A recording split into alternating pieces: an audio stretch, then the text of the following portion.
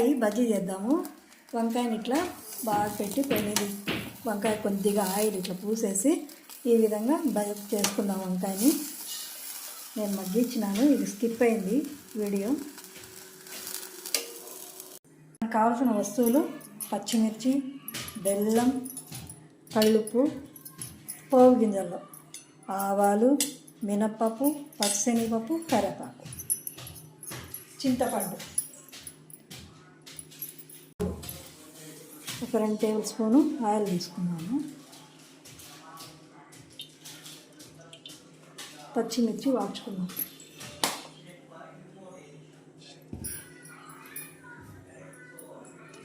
మనము దీంట్లోనే వంకాయతో కాల్చుకోవచ్చు. మనం వాడ్చుకుందాం, ఎందుకంటే గ్యాస్ మీద కాబట్టి నిప్పుల మీద కాల్చుకోవాలంటే ఆ విధంగానే కాల్చుకోవచ్చు.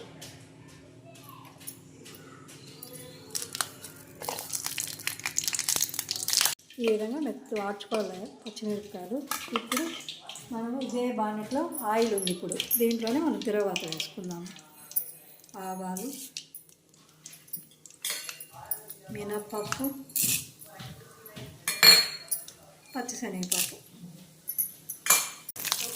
ఈ విధంగా తిరగబాత వేసుకున్నాం. దీనికి ఇప్పుడు చింతపండు శుభ్రంగా కూడా వేసుకున్నాం.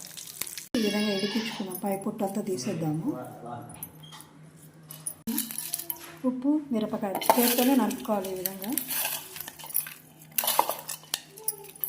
ఇవన్నీ మన చేతిలోనే నలుపుకోవాలి.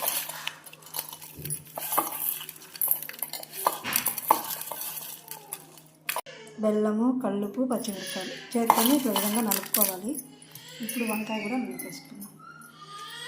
చూద్దాము, ఏమన్నా మనం ఇట్లా ఓపెన్ చేసుకోవాలా, ఏమన్నా ఉన్నాయా ఏమీ చూసుకోవాలి.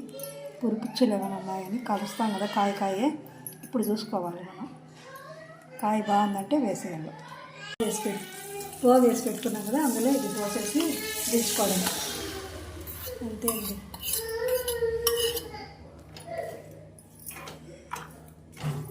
అట్లా చేత్తోనే నలుపుకొని ఈ విధంగా తింటే ఇది పాతకాలం పద్ధతి. ఇది మా అత్తగారు నాకు నేర్పించింది.